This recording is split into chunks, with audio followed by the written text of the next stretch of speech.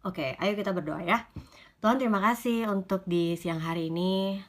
Tuhan menolong setiap kami untuk bisa fokus mendengarkan firman Tuhan. Dan Tuhan, aku rindu firman ini itu bisa membawa suatu dampak yang nyata bagi setiap para pendengar dimanapun mereka berada. Kami mau belajar tentang pujian dari Mazmur 92. Ajar kami untuk menemukan ada banyak kebenaran, kebaikan, hikmat yang kami bisa baca dari Mazmur hari ini Tuhan. Karena kami percaya bahwa firman ini hidup, maka firman ini akan berbicara kepada masing-masing kami, sehingga kami tahu apa yang harus kami lakukan di waktu-waktu ini. Terima kasih banyak, di dalam nama Tuhan Yesus, amin. Oke, halo semua, shalom shalom. Oke, saya meramaikan kolom komentar dulu ya. Shalom semua.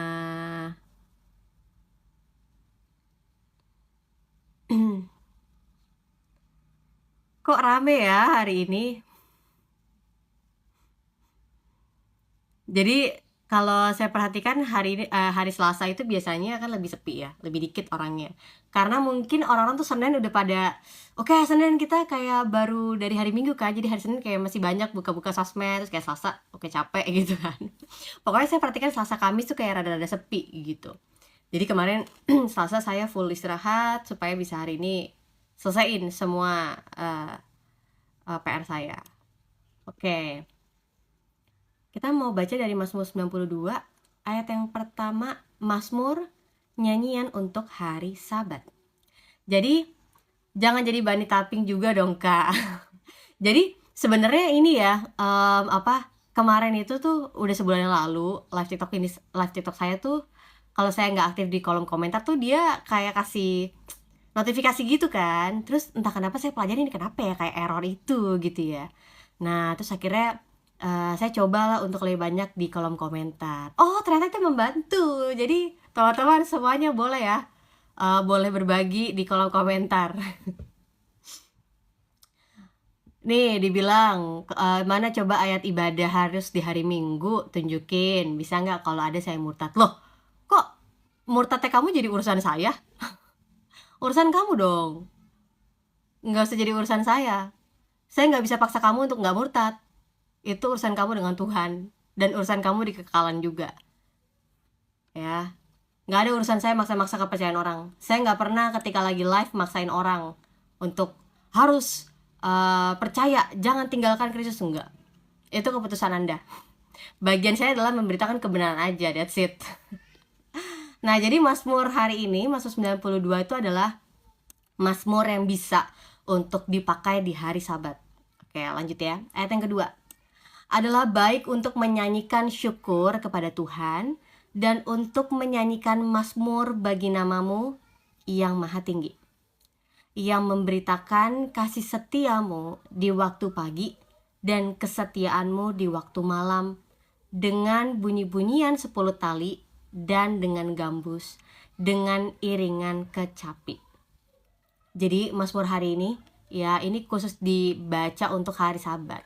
Ada banyak orang yang merasa ya hari Sabat itu ya hari Minggu aja gitu ya. Kita beribadah, that's it. Maknanya hari Sabat itu ya beribadah aja gitu. Saya juga dulu berpikir kayak gitu ya. Tapi kalau misalnya kita mau dalamin prinsipnya firman Tuhan tentang hari Sabat, itu akan panjang gitu ya. Dan saya nggak akan bahas hari Sabat secara panjang hari ini ya, karena ini mau fokus ke Mazmur 92.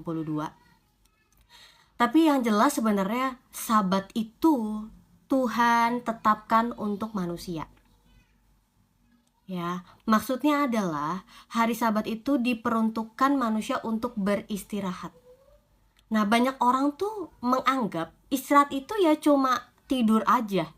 Tapi kenyataannya, kalau kita tidur aja, ya kan, kita berpikir bahwa, oh saya hanya perlu tidur aja nih supaya tubuh saya bisa istirahat. Bagaimana dengan mental kita? Bagaimana dengan roh kita? Kita mikir sampai ke sana nggak kalau kita bicara hari Sabat? Ya, jadi saya mau katakan bahwa dari hari Sabat itu kita belajar sebenarnya manusia itu perlu istirahat secara penuh. Makanya Tuhan sendiri yang menerapkan manusia itu nggak boleh ngapa-ngapain gitu ya. Ngapain? Nggak ngapa-ngapain. Iya, bagi kita yang biasa sibuk, apalagi saya yang cukup lama tinggal di perkotaan ya kan. Terus harus belajar sabat ya kan, harus belajar duduk diam di bawah kaki Tuhan, kurang-kurangin kesibukan, bahkan cuma makan tidur aja, makan mandi tidur gitu aja kan. Dan lebih banyak waktu untuk baca firman Tuhan, merenungkan Tuhan dalam saat teduh. Itulah makna sabat. Kenapa? Karena tubuh, jiwa, dan roh kita perlu yang namanya peristirahatan penuh. Nih, waktu saya kesempatan ke Israel itu bahkan di tiap hotel itu udah ada yang namanya lift khusus sabat. Lucu banget ya.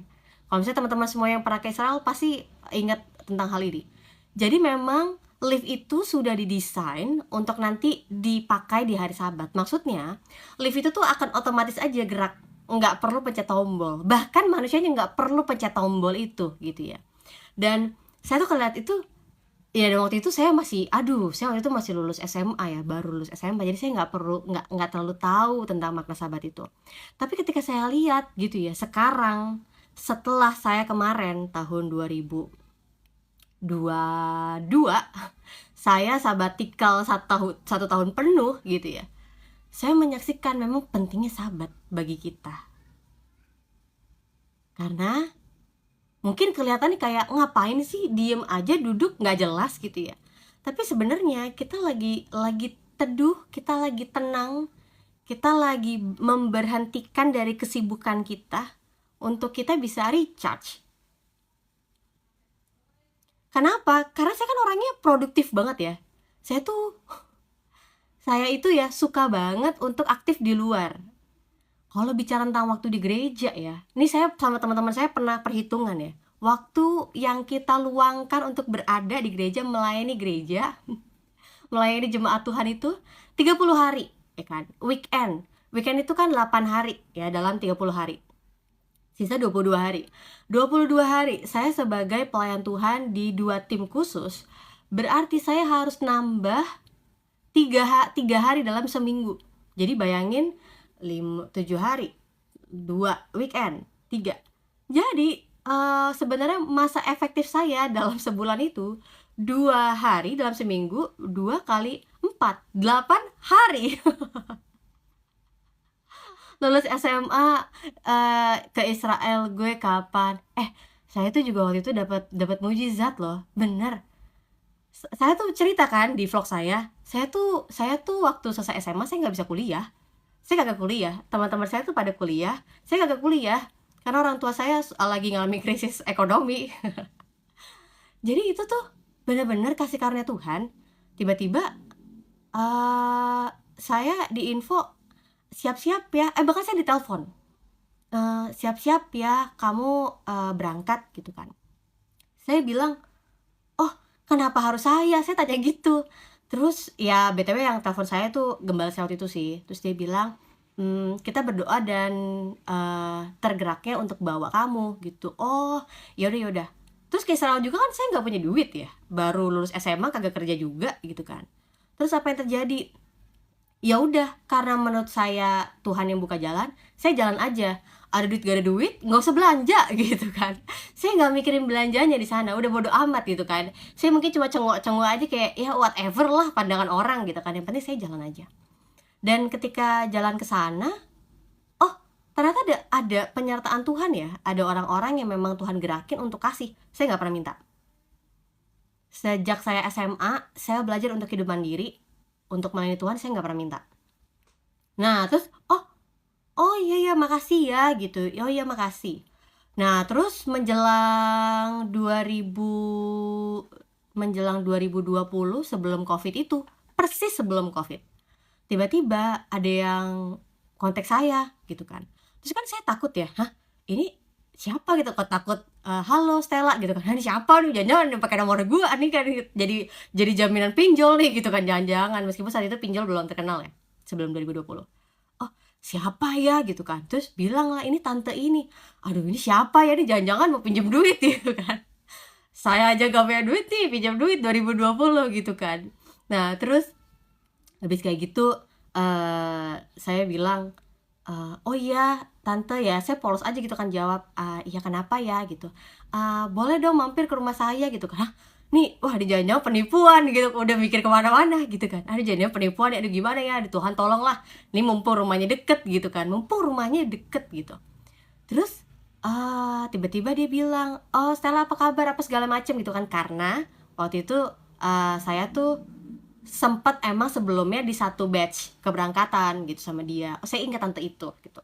Terus ngobrol-ngobrol, "Oh iya Stella," gitu kan. "Stella, eee, saya tuh kan," dia bilang, "saya punya kerinduan tiap tiap tahun tuh kan kirim orang ke Israel." Terus saya udah tahu nih arahnya kemana gitu kan. Kira-kira tahun 2020, itu persis banget sebelum Covid itu lah ya. Jadi 2019 akhir dia hubungin saya, "Kira-kira kamu mau nggak? Ini rencananya tahun 2020." Terus saya bilang, "Tante, saya boleh nggak doain dulu? Saya nggak berani untuk langsung jawab iya gitu ya, takutnya kalau di tengah jalan saya, malah jadi ingkar janji kan nggak enak gitu ya, karena tante saya lagi waktu itu saya lagi skripsian gitu kan, saya nggak tahu ini saya wisuda kapan, dan saya waktu itu nggak mikir kalau saya akan S2 gitu ya, jadi karena mikirnya S1 aja kapan lagi gue wisuda gitu kan, jadi kayaknya ini wisuda terakhir di keluarga saya gitu kan, karena saya anak paling akhir gitu kan. Jadi tante, saya doain dulu ya gitu. Nah, terus ketika, saya doain itu, terus saya tanya jadwal sekolah, 2020 di waktu yang tepat banget itu tuh di Agustus kan perencanaannya sebelum Covid, sebelum dengan Covid lah. 2020 Agustus, atau September gitu rencana ke Israelnya. Terus saya tuh lulusnya itu di bulan Agustus. Aduh gimana ya gitu kan. Saya sih mikirnya kayak, ya udahlah gue skip aja gitu kan, elah cuma wisuda doang gitu kan. Tapi ya udah Covid datang gitu kan, jadi di-cancel semuanya gitu. Anyway, saya cerita itu sebenarnya bukan buat sombong sih, tapi, saya cuma cerita tadi karena saya ngelihat, oh tradisi kebiasaannya orang Yahudi tuh bahkan mereka bikin, teknologi yang memudahkan mereka gitu ya, teknologi yang mensupport keagamaan mereka, teknologi yang mensupport yang namanya, kebiasaan mereka melakukan hari Sabat itu. Nah, jadi, tadi saya bicara Sabat itu karena ketika saya tahu bahwa saya ini orangnya orangnya suka banget dengan kesibukan gitu ya, saya nggak sadar kesibukan itu perlahan-lahan tuh kayak menggerogoti saya. Kenapa? Ketika saya berhenti total dari kesibukan itu, wah krisis langsung, krisis identitas. Karena saya menaruh identitas saya pada kesibukan saya. Nah, makanya saya barulah belajar tentang kesehatan mental itu di 2022. Barulah saya, lihat, saya baru ngerti, oh ini yang orang-orang bilang mau gila gitu kan, maksudnya, oh ini orang-orang bilang mau depresi tuh ini gitu. Oh ini yang dirasakan orang-orang yang, ngerasa nggak punya semangat hidup. Saya benar-benar nggak punya semangat hidup saat itu. Dan akhirnya saya belajar untuk pelan-pelan meninggalkan nilai-nilai, pandangan-pandangan, perspektif-perspektif yang lama untuk saya bisa melihat dari Alkitab. Ini lucu ya, saya udah belajar firman Tuhan, tapi untuk menerima firman Tuhan jadi segala dalam hidup saya itu prosesnya lama. Karena kalau kita cuma belajar ya, kita kan bisa cuma copy paste, bener gak? Dia bilangnya transmisi ilmu, transmisi pengetahuan. Copy aja, copy paste. Tapi untuk kita menghidupi firman itu, kan perlu untuk yang namanya keteguhan hati ya, komitmen, kesadaran bahwa saya perlu firman Tuhan, saya tahu ini adalah kebenaran, dan ini yang harus saya hidupin. Nah, untuk saya akhirnya mengerti, sadar, mengerti, dan akhirnya mau untuk menerima firman secara utuh itu jadi hidup saya, ya itu takes time. Tapi puji Tuhan, itu dipersingkat dalam waktu sabbatical itu. Ya sabbatical year itu, gitu kan, bener-bener puji Tuhan ketemu sama orang-orang yang ngerti saya dalam posisi lagi butuh sabat gitu ya, perhentian penuh, dan juga diperlengkapi dengan buku-buku yang bahas tentang kesehatan mental. Salah satunya itu yang sering saya bahas, buku yang berjudul, penulisnya tuh Peter Scazzero. Dia salah satu pendeta di Inggris ya kalau nggak salah. Nah, dia itu di 80-an era dia krisisnya. Krisis kesehatan mentalnya sebagai pastor gitu ya. Nah, lalu akhirnya dia bisa dapat solusinya, dia temuin prinsip-prinsip firman Tuhan yang membantu dia menang di area itu. Dan dia mulai bikin buku itu di tahun 90-an. Jadi menarik ya, saya ketika baca itu, ini menarik ya, karena Tuhan bekerja lewat orang ini di tahun 80-an untuk dia menulis buku yang saya baca waktu itu di tahun 2022 itu relate banget sama saya. Emang sih saya dapat buku itu dari tahun 2020 ya. Aduh, bukunya udah saya beresin. Tapi coba aja cari buku Peter Scazzero. Judulnya itu adalah The Emotionally Healthy Spiritually. Ya, jadi maksudnya ada emosi yang sehat yang mempengaruhi kehidupan spiritual orang. Ya, jadi saya, oh ternyata ini celah-celah yang saya alamin. Salah satunya ya, saya udah sempat bagiin itu di vlog saya. Saya menaruh identitas saya pada kesibukan saya. Contoh, saya dapat bagian jadi pemimpin 2 komsel gitu ya. Dan menurut saya itu jadi identitas saya, bahwa saya adalah pemimpin itu. Saya biasanya harus ini, saya harus ngajarin orang ini, saya harus lakukan ini dan itu. Dan ketika jabatan itu saya tinggalkan, wah, jadi saya ini siapa? Ini kami Kostela ini siapa gitu? Yang saya harus lakukan nih apa gitu? Karena identitas saya ditaruh di kesibukan saya gitu. Nah, terus kemudian apa lagi? Ketika saya yang terbiasa ngajar orang dan tiba-tiba harus berhenti nggak ngajar sama sekali, saya jadi kehilangan semangat hidup. Ini saya harus lakukan apa ya? Ini siapa yang harus saya ajarin? Saya kan bisa harus ngajarin orang.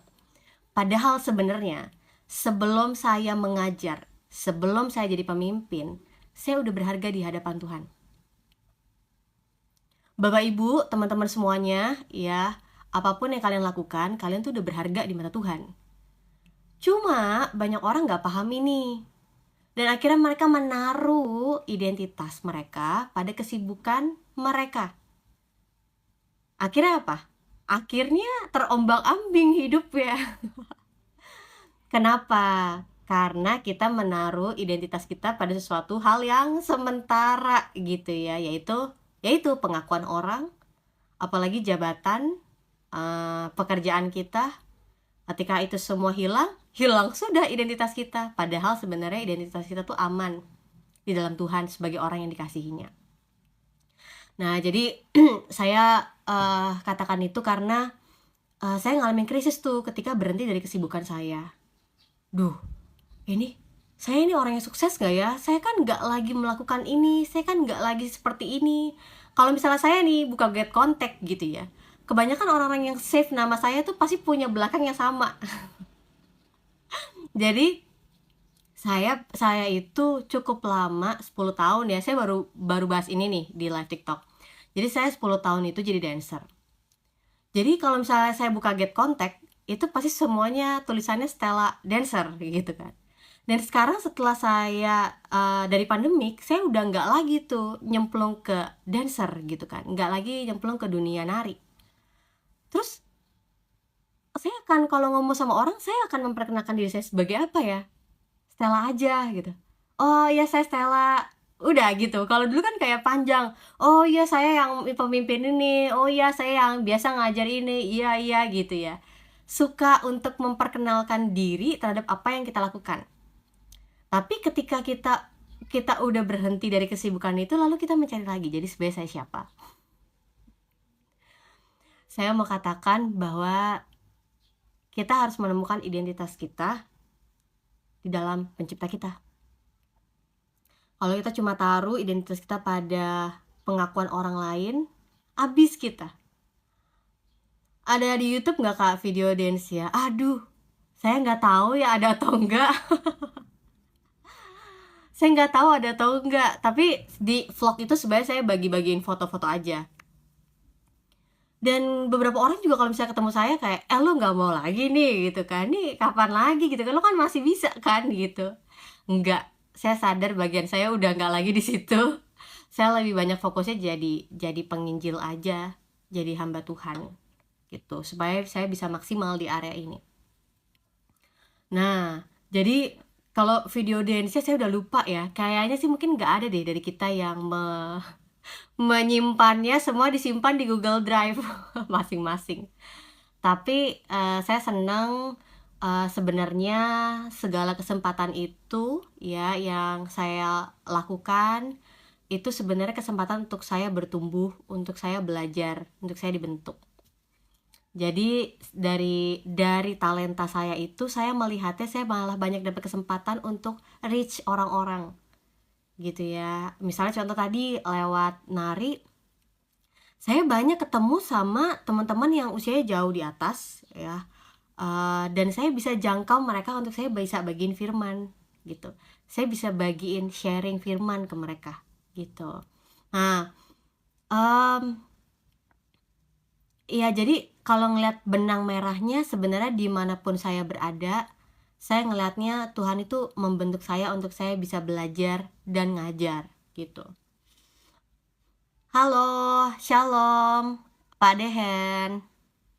Iya. Nah ini nih, rame-rame dibilang kayak gini, kalau kamu misalnya mau tinggalkan imanmu, terserah kamu, keputusan kamu.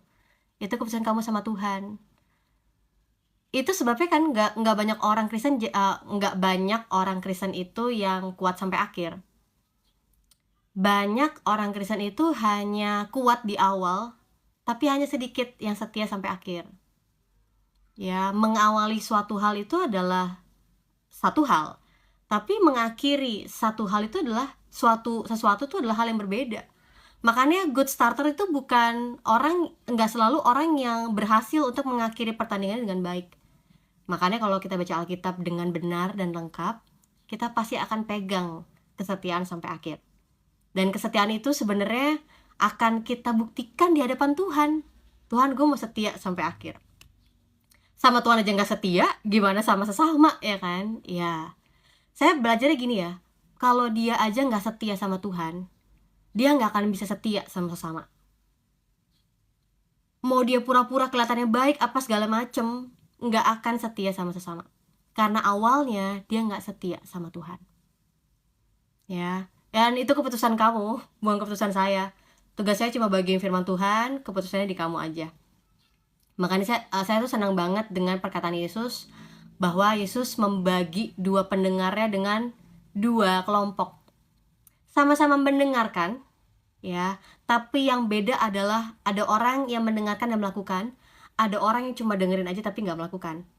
Adalah orang yang bodoh yang mendirikan rumahnya di atas pasir. Kelihatan sih berdiri, wih bagus ya, ini stylenya minimalis ya memang ya, bagus ya, tapi akan teruji ketika hujan datang, angin datang, dan banjir datang. Akan kelihatan hasilnya ketika realita kehidupan tuh datang menerpa. Tetap berdiri nggak dia? Tetap punya makna hidup nggak? Tujuan hidup nggak dia? Atau udah hilang gitu ya? Ya jadi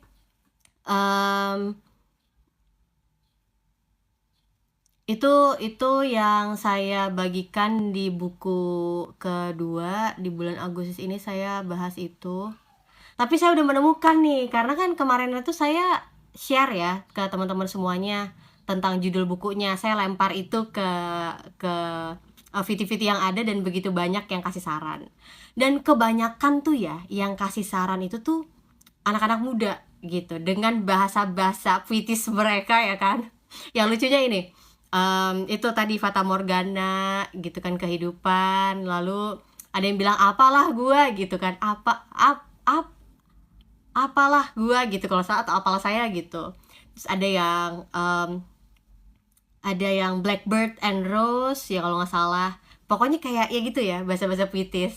Terus akhirnya saya mengerti kayaknya emang audiens dari pembaca buku saya yang kedua ini lebih cocok emang anak-anak muda. Ya udah, saya rombak semua bahasanya jadi anak-anak muda gitu ya. Oke, jadi keterkaitan tadi ya, bicara tentang sahabat itu, saya akhirnya mengerti makna sahabat itu penting banget. Nah, kenapa kita melihat beribadah itu sebagai sebuah kesempatan kita untuk bisa sabat gitu ya? Karena akhirnya kita berhenti dari segala kesibukan kita, dan kita memberikan waktu kita yang berharga itu untuk Tuhan. Dan nah, banyak orang tuh juga Sabat itu mikirnya kayak dalam seminggu kayak cuma 1 hari aja gitu ya, ditentukan sebagai hari Sabat. Loh, gimana dengan tiap harinya? Dari 24 jam itu kita luangin nggak waktu Sabat? Itu juga yang tanya sama dosen saya. Dari 24 jam itu, kamu ambil nggak waktu khusus supaya kamu bisa benar-benar menikmati Tuhan, meluangkan waktu untuk Tuhan? Oh iya juga. Akhirnya saya terinspirasi lah, dalam 1 hari saya juga harus luangkan waktu buat Tuhan secara khusus. Yang kita bilang apa? Saat teduh. Ya. Oke, jadi tadi pemazmur katakan adalah baik untuk menyanyikan syukur, menyanyikan mazmur, untuk memberitakan kasih setiamu di waktu pagi dan kesetiaanmu di waktu malam. Jadi pujian kita yang isinya ucapan syukur, yang isinya mazmur bagi Tuhan, yang isinya menceritakan kasih setia Tuhan dan kesetiaan Tuhan itu baik. Itu baik. Ayat yang kelima. Sebab telah kau buat aku bersukacita ya Tuhan dengan pekerjaanmu. Karena perbuatan tanganmu aku akan bersorak-sorai. Jadi kita selalu lihat ya karakteristik dari pemazmur ini. Dia merasakan sukacita, bukan karena keadaannya. Itu yang kesekian, itu secondary. Tapi dia merasa sukacita karena Tuhan. Karena perbuatan Tuhan. Karena perbuatan tanganmu, aku akan bersorak-sorai. Betapa besarnya pekerjaan-pekerjaanmu ya Tuhan, dan sangat dalamnya rancangan-rancanganmu. Orang bodoh nggak akan mengetahui, dan orang bebal nggak akan mengerti hal itu. Kenapa? Baca ayat yang ke-8. Apabila orang-orang fasik bertunas seperti tumbuh-tumbuhan, dan orang-orang yang melakukan kejahatan berkembang, ialah supaya mereka dipunahkan untuk selama-lamanya. Jadi pemazmur sendiri bersukacita karena dia menyaksikan pekerjaan Tuhan. Bahwa pekerjaan-pekerjaan Tuhan itu besar dan rancangan-rancangan Tuhan itu sangat dalam. Bahkan gak ada pun satupun manusia yang mengetahui rancangan Tuhan yang sangat dalam itu. Benar? Buktinya apa? Buktinya gini.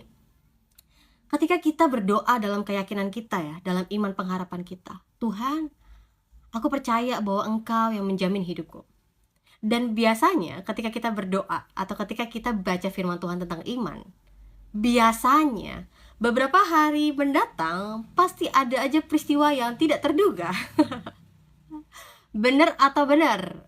Kalau dosen saya sering bilang iya atau iya gitu ya. Bukan dosen deh, ini guru ekonomi saya dulu yang galak. Jadi nggak ada pilihan selain iya gitu ya. Jadi kalau kita perhatikan setelah kita baca firman Tuhan, pasti kita ngalami situasi yang tidak terduga. Aduh gimana mulai kan deg-degan. Aduh gimana ya Tuhan? Aduh ini kok kayak gini ya Tuhan. Tapi ingat lagi, kita doanya apa? Kita lagi belajar apa dari firman Tuhan? Oh, kita lagi bicara tentang penyerahan diri. Kita lagi belajar tentang iman. Kita lagi belajar tentang pengharapan. Jadi jangan kaget kalau peristiwa yang kita saksikan itu gak sesuai dengan harapan kita, gak sesuai dengan rencana kita. Karena Tuhan lagi mau ajar kita untuk kita berbuah kebenaran. Iya dong, masa kita cuma jadi pendengar doang akan kebenaran, kapan kita jadi pelakunya, ya kan? Makanya banyak orang tuh ketika udah ngalamin yang susah, yang sulit, malah mundur imannya, malah mundur keyakinannya. Saya mau katakan, Anda justru harus menghadapi situasi itu dengan satu keyakinan bahwa Tuhan yang bersama dengan saya memampukan saya untuk melalui hal itu. Saya akan melihat bahwa Tuhan yang menjamin hidup saya sekalipun. Iman orang Kristen itu kan adalah iman sekalipun.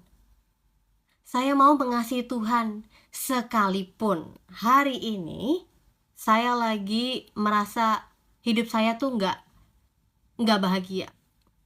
Saya mau mempercayai Tuhan sekalipun semua orang meninggalkan saya, bahkan orang tua saya melupakan saya. Saya mau untuk mencintai Tuhan, mengasihi Tuhan, sekalipun hari ini jawaban doa belum saya terima. Ya, jadi kita itu beriman kepada Tuhan sekalipun. Bukan saya akan beriman kalau Tuhan, saya akan beriman kalau Tuhan tolong, bukan. Tapi kita beriman sekalipun hal yang buruk itu terjadi dalam hidup saya mau tetap percaya kepada Tuhan. Amin. Iya dong. Kapan nih kita punya iman yang teguh? Ya, masa sih kita mau punya iman yang gitu-gitu aja? Masa sih kita mau punya kerohanian anak-anak terus, ya kan? Kan malu. 20 tahun jadi orang Kristen, ya, tapi selalu pengennya ayat-ayat yang remah-remah doang. Bahkan jarang baca Alkitab, cuma dengerin kutipan-kutipan, baca renungan-renungan, itu kan remah-remah doang. Mau makanan yang utuh, baca firman Tuhan sendiri. Iya, baca firman Tuhan sendiri secara lengkap, utuh gitu ya. Dan jangan lupakan ketika baca firman Tuhan juga, kita melibatkan Roh Kudus itu untuk berkarya. Karena firman ini punyanya Tuhan yang bisa untuk mengajar kita, yang bisa untuk membukakannya, membuat kita mengerti adalah Tuhan. Amin. Nah, jadi pemazmur dapat bersuka cita karena dia melihat pekerjaan Tuhan yang besar, karena rancangan-rancangan Tuhan itu dalam.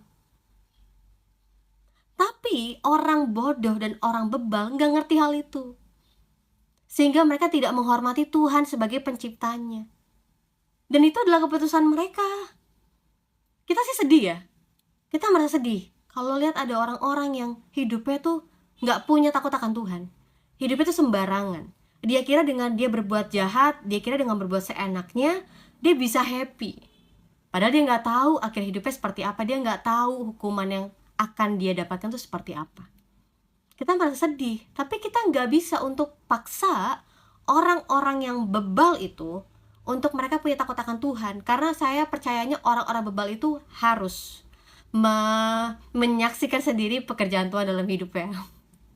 Ya, jadi kalau kita baca dari Mazmur 92 ayat 8, apabila orang-orang fasik bertunas, ini Mazmur yang katakan, orang-orang fasik itu bisa bertumbuh, bisa ada, bisa bertunas, tapi ya mereka seperti tumbuh-tumbuhan yang berkembang, tapi mereka akan dipunahkan untuk selama-lamanya. Ya, saya jadi teringat dengan gandum dan ilalang itu ya. Tuhan Yesus sendiri ngajarin kalau biarkanlah mereka bertumbuh bersamaan. Nanti pada akhirnya kita harus tuai dan kita akan membedakannya. Ya, yang ilalang akan dibakar, yang gandum akan dikumpulkan dan dibuat jadi lebih berguna gitu ya. Ya, jadi kalau kita melihat ada orang fasik yang bertunas, berkembang, kelihatannya kok mereka masih bisa hidup sih Tuhan gitu kan. Kok kayaknya mereka jauh dari yang namanya kebenaran, kok mereka nggak mengalami tuh yang namanya keadilan Tuhan. Oh, tunggu dulu. Kita jangan mengukur segala sesuatu dengan waktunya kita.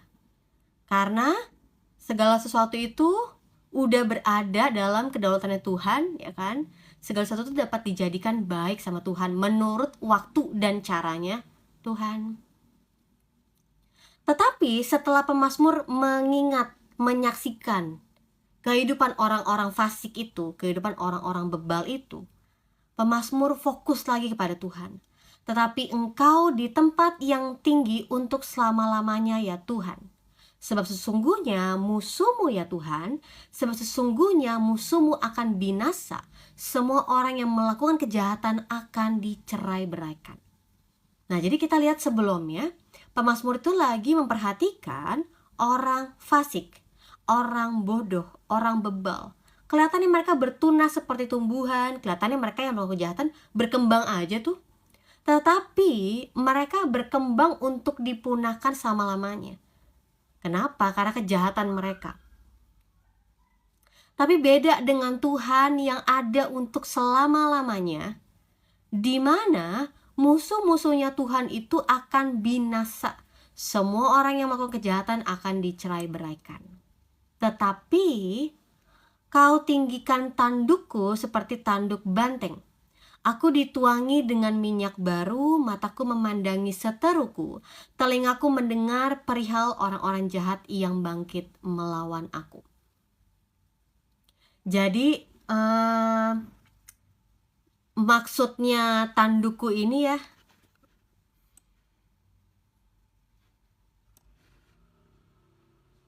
nah saya pernah baca tulis catatan.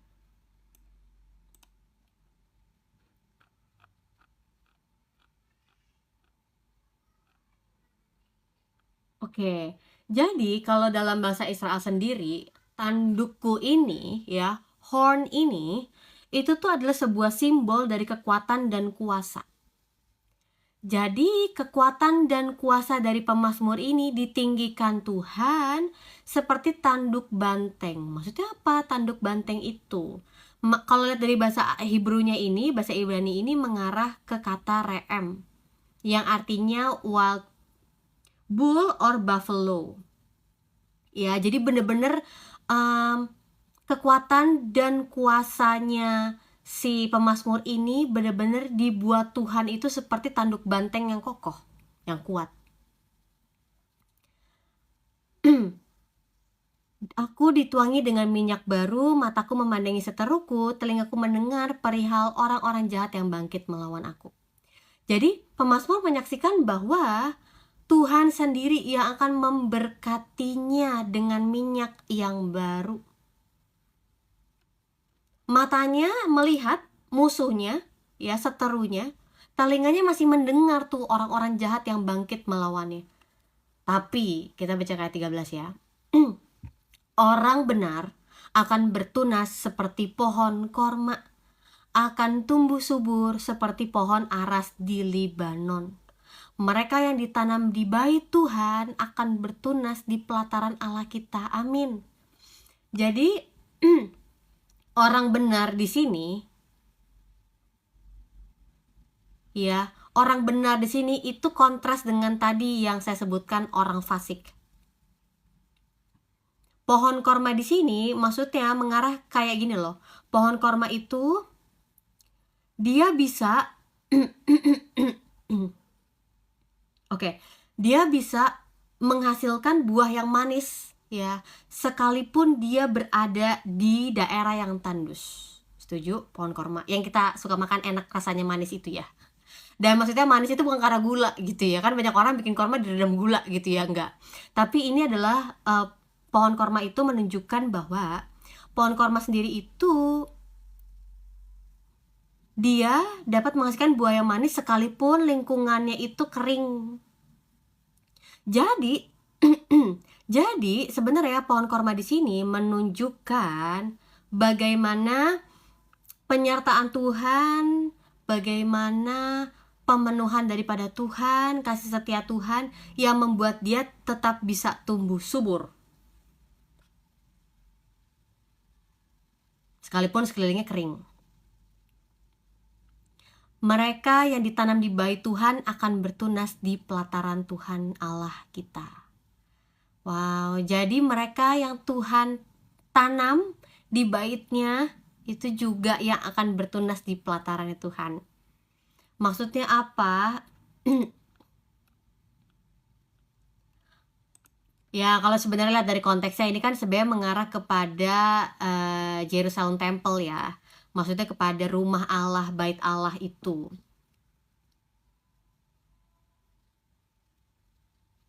Ya, pada masa tua pun mereka masih berbuah menjadi gemuk dan segar untuk memberitakan bahwa Tuhan itu benar, bahwa Ia gunung batuku dan tidak ada kecurangan padanya. Sehingga ini nih orang-orang yang ditanam di bait Tuhan yang bertunas juga di dalam pelatarannya Allah, mereka pada masa tuanya aja tuh masih bisa berbuah. Keadaan mereka gemuk dan segar. Untuk apa? Untuk menunjukkan, untuk memberitakan bahwa Tuhan itu benar. Bahwa hanya Tuhan gunung batu kita, gak ada kecurangan di dalamnya. Bapak Ibu masih percaya bahwa Tuhan adalah gunung batu kita? Bapak Ibu percaya bahwa Tuhan itu adil? Gak pernah Tuhan itu ada niat untuk curang kepada kita. Atau realita hidup tuh udah membuat kita semakin pahit, semakin sulit buat percaya sama Tuhan? Saya mau katakan justru kita harus tetap mempercayai Tuhan sekalipun keadaan lagi nggak baik. Kita mau mengukur keadaan itu. Lagi nggak baik nih, aku nggak bisa untuk memuji Tuhan, aku nggak bisa ingat Tuhan, aku nggak bisa untuk connect sama Tuhan, aku nggak bisa untuk berdoa, aku nggak bisa. Justru bisa nggak bisa, kita perlu belajar mendisiplinkan tubuh. Saya juga dulu orangnya lebih banyak bergantung kepada perasaan. Kayaknya perasaan saya nih, kayaknya hari ini kayaknya lagi nggak klop deh kalau untuk doa. Kayaknya perasaan saya nih hari ini kayak lagi sedih banget, saya nggak bisa untuk mengucap syukur, ingat Tuhan aja hari ini nggak bisa lah, lagi susah banget nih saya. Tapi saya belajar bahwa saya nggak bisa dikendalikan oleh perasaan saya. Saya harus sadar bahwa firman lah yang harusnya ya saya patuhi. Saya belajar untuk menundukkan diri saya pada firman, karena itu adalah kebenaran. Dan akhirnya saya belajar, saya berlatih. Nggak instan ya, karena kebiasaan baik itu kan sulit dibangun, kebiasaan buruk gampang dibangun.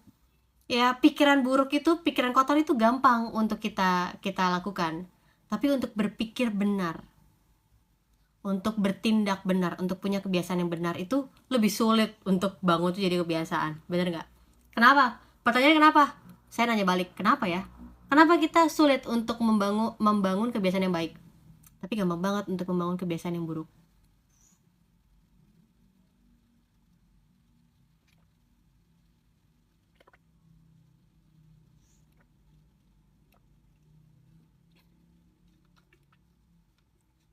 Ada yang tahu kenapa? Sederhananya, karena memang dari kecil kita udah biasa dengan semua kebiasaan, nilai-nilai yang duniawi, yang membuat kita nyaman. Nah, kita kira kalau itu memberi kenyamanan, maka itulah yang benar, gitu kan. Menurut saya ini enak, maka inilah yang benar. Menurut saya ini menguntungkan saya, maka inilah yang benar. Dunia mengajarkan kita untuk kita hanya berfokus pada diri sendiri. Tapi firman Tuhan mengajarkan kita untuk berfokus kepada perkataan Tuhan, kehendak Tuhan, rencana Tuhan. Makanya sebenarnya yang dunia ajarkan dengan apa yang firman Tuhan ajarkan beda banget. Tapi orang-orang menganggap bahwa sama aja tuh gitu kan. Beda banget. Makanya harusnya firman Tuhan itu membuat satu rasa penasaran gitu ya. Rasa haus dan lapar akan firman Tuhan yang membuat kita mau untuk oke, saya mau belajar lagi, saya mau cari lagi, hari ini kehendak Tuhan apa ya buat saya, rencana Tuhan apa ya buat hidup saya, cari aja. Nah, akhirnya saya bahas hal ini nih lewat vlog-vlog saya di YouTube. Saya bahas menggunakan cara-cara yang sederhana ya, supaya semua pendengar bisa tahu prinsip-prinsip kebenaran. Ya, ini ada Dini Padmanegara. Halo, shalom Dini, salam kenal ya. Saya balas dulu.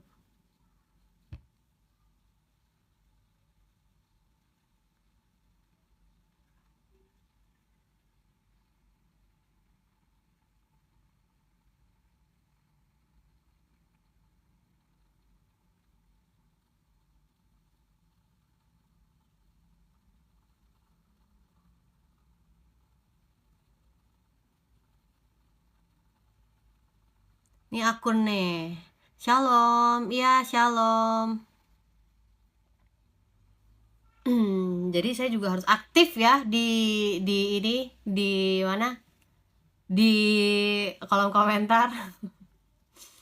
Ya, tadi saya kalau lagi sharing udah nyerocos aja ke sana sini gitu. Ya, jadi kalau kita lihat hari ini sebenarnya ini bicara tentang apa sih Mazmur 92 ini ya kan? Jadi kita bisa belajar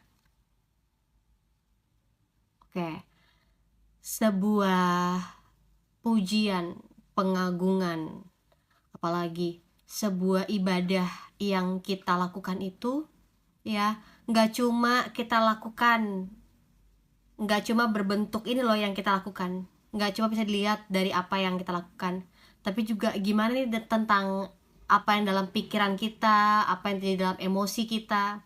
Karena penting banget ya, kalau kita lihat dari beberapa ayat dalam Perjanjian Lama, penting banget punya mindset yang benar dalam penyembahan.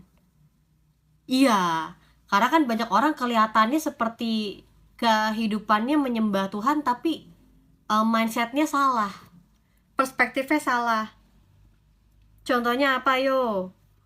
Contohnya apa? Banyak orang itu, yaitu hidup beribadahnya itu cuma hari Minggu doang. Ingat Tuhan itu cuma hari Minggu doang. Baca Alkitab itu cuma hari Minggu doang. Nah, itu udah mindset kan? Mindset yang salah. Kenapa? Karena sebenarnya kalau dibilangnya ya, kita cuma makan makanan rohani, ya kan? Yang bisa membuat tubuh rohani kita kuat hari Minggu doang, kecapean kita. Kurus gitu ya, kehidupan rohani kita kurus, kering gitu, kayak kering kerontang, sengsara. Karena lo cuma kasih makan Minggu doang. Tapi kalau misalnya kita mau untuk setiap hari, setiap waktu yang ada kita luangin untuk kasih makan rohani kita, maka roh kita kuat. Ketika menghadapi masalah juga, kita jadi tahu apa yang harus kita lakukan. Ya. Jadi, karena kan banyak orang itu yaitu datang ke gereja juga hari Minggu hanya takut gak diberkatin minggu depan, takut gak dikasih napas. Loh, kebalik. Kita justru mau datang beribadah dalam kumpulan jemaat Tuhan karena kita udah diberkatin. Makanya kalau misalnya kita mau dalemin lebih lagi, harus ya kehidupan personal jemaat Tuhan itu ya udah dibangun dari tiap hari. Ketika hari Minggu mereka berkumpul, mereka ada saling menguatkan, mereka ada untuk saling menjaga, mereka ada untuk saling mengajar, saling menolong. Jadi ketika pertemuan jemaat Tuhan ya kan, berbagai macam orang dari berbagai daerah, pekerjaan, latar belakang gitu ya, pergumulan, ketika mereka bersatu itu pasti ada sesuatu yang terjadi yang besar gitu ya, karena ini anak-anak Tuhan ngumpul gitu kan ya. Ya begitu.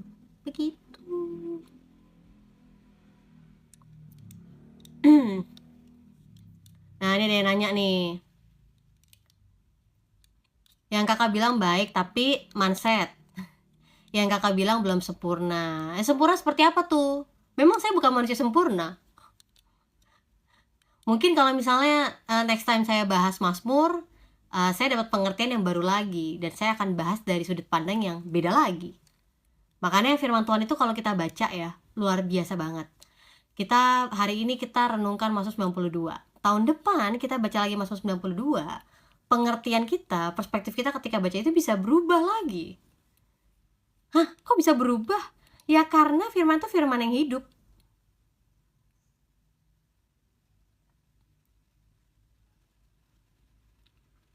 Contohnya ya, contohnya, baik bagimu untuk makan rohani, tapi akan lebih baik kalau kakak berbuah. Lalu sempurna lagunya Andra The Backbone. Oke, baiklah, penyanyi ya, aku ini ya. Semuanya hari Tuhan, betul, semuanya tuh hari Tuhan yang ciptain. Semuanya hari Tuhan yang ciptain. Dan orang tuh salah juga ya kalau memang dia itu waktu untuk beribadahnya, waktu untuk saat teduhnya itu cuma hari Minggu, ya itu salah juga. Tapi kan lebih banyak yang kayak gitu ya. Ya semoga ini para pendengar yang dengerin hal itu juga sadar diri lah ya, sadar diri. Ya, jadi kalau misalnya bicara tentang Sabat itu dan orang-orang berkelahi sebenarnya tentang Sabat ya, menurut saya itu hal sepele sih, hal sepele. Kenapa? Itu cuma hari Sabat. Ya udah, terus kenapa? Gitu, itu cuma hal kecil dalam banyaknya prinsip kebenaran Itu cuma hal minor gitu. Bagaimana dengan makanan lebih keras, Kak? Bukan lagi susu, tapi batu. Kayak gimana tuh batu? Kenapa Matius 28? Penginjilan tuh kenapa? Iya, jadi banyak orang itu berkelahi cuma hal-hal minor.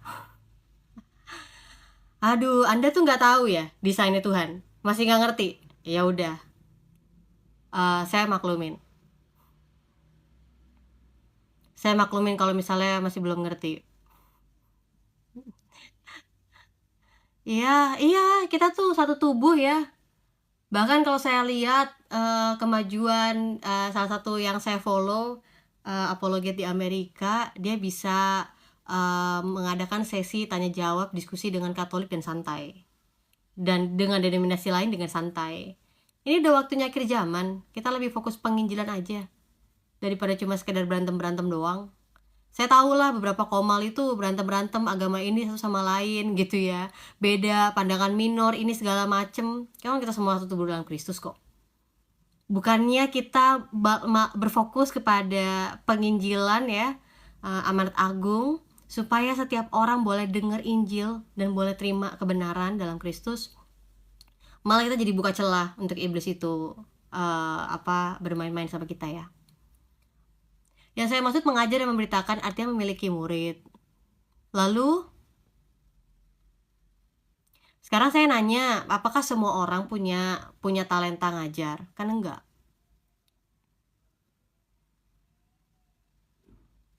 Apakah semua orang ya talentanya itu adalah sebagai gembala? Kan enggak. Tapi saya ngerti maksud kamu tentang amanat agung, bahwa setiap orang percaya itu sadar diri adalah saksi Kristus. Ya, saksi Kristus ini nggak cuma bicara kita harus mengajar di suatu tempat. Saksi Kristus ini nggak harus kita bicara kita berangkat ke pulau lain, kita berangkat ke negara lain gitu ya, ke pelosok-pelosok, enggak. Saksi Kristus adalah kita hidup sebagaimana Kristus telah hidup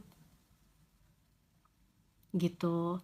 Mengajarkan Kristus yang telah mengajarkan kebaikan kepada kita dan kita tunjukin lewat hidup kita gitu. Ini Pak Agus ya, Pak Agus mau naik, Pak Agus mau bahas apa?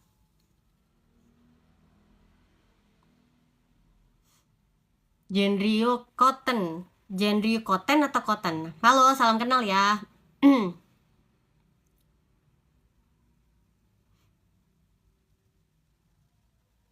Tadi Pak Agus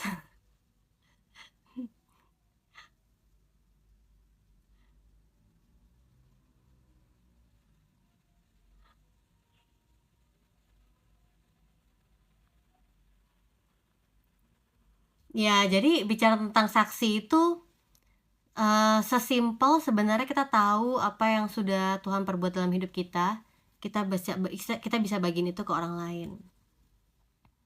Kalau semua orang seperti kakak berpikir para rasul hanya akan menetap di Yerusalem aja. Loh, tunggu.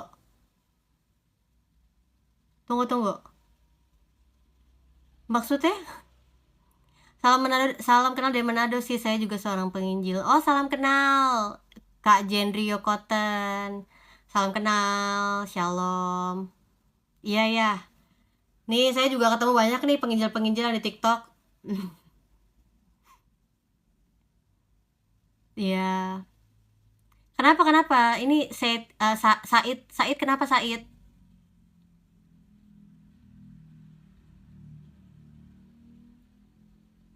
Para rasul itu kan memang soko guru yang ada di Yerusalem ya. Soko guru yang ada di Yerusalem. Lalu kenapa? Masalahnya apa? Mereka memang bagiannya di Yerusalem kan. Ketika terjadinya penderitaan, ya kan? Kan justru jemaat Tuhan yang bergerak.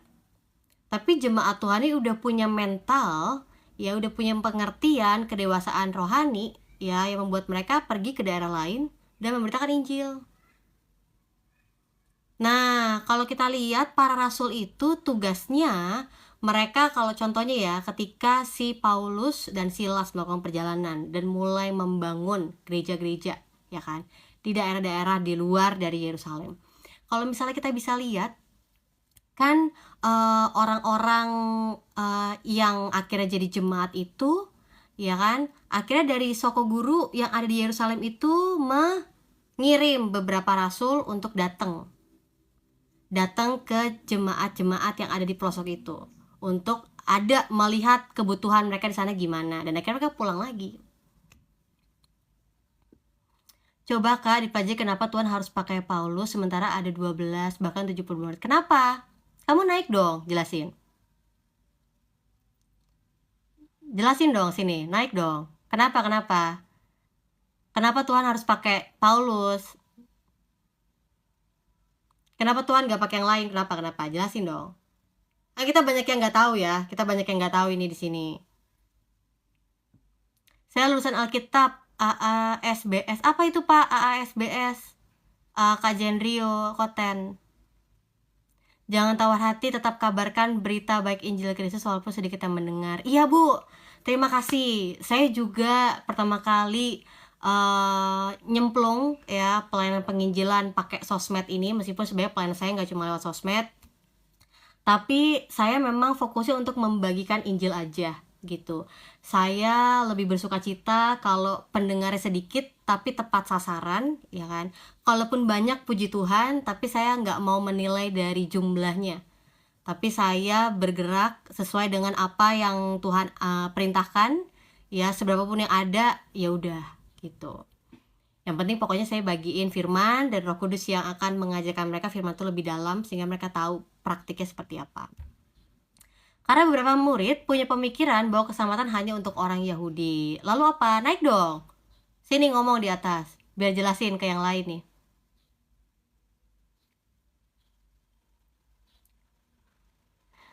Kalau hostnya lulus STT di Jakarta, iya. Saya baru lulus. Jadi masih perlu banyak belajar ya. Iya dong. Belajar itu di sekolah satu hal, praktek di lapangan itu satu hal yang lain ya. Woi, yakin kakak bergerak sesuai dengan Tuhan perintahkan atau sesuai yang kakak mau? Menurut kamu gimana? Kamu menilai dari apa yang kamu lihat. Ini kamu tadi akun yang sebelumnya ya? Ganti akun. Pakai akun baru. Ya, memang ada ya orang-orang seperti ini. Ya, mereka bisa bersembunyi di balik akun-akun yang palsu, nggak pakai nama asli gitu ya. Lalu ya itu gampang untuk menilai orang dari yang kelihatan, gampang untuk menghakimi orang dari apa yang dia ucapkan baru 2 menit gitu kan. Lalu dia mau serang di situ, ya udah. Kalau saya maklumi orang-orang seperti itu. Karena mereka hanya menilai dari penampilan aja gitu ya. Makanya saya tanya tadi, kalau misalnya kamu nggak tertarik, ya kan, atau kamu mencurigai saya, udah nggak apa-apa, tinggalkan aja live TikTok ini. Aduh ini kami Kostela ini nggak benar ini. Iya, tinggalkan aja. Memang yang benar itu hanya Tuhan dalam hidup saya. Saya itu cuma orang yang dibenarkan. Saya cuma orang yang telah menerima kasih karunia Tuhan. Ya, saya bukan orang yang pintar, saya bukan orang yang benar. Ya, karena banyak orang itu kayak gitu. Mereka berbalik menggunakan akun-akun palsu, tapi sekali lagi itu nggak ngaruh buat saya. Terserah pendapat Anda, penilaian Anda apa. Karena nilai saya, identitas saya secure di hadapan Tuhan.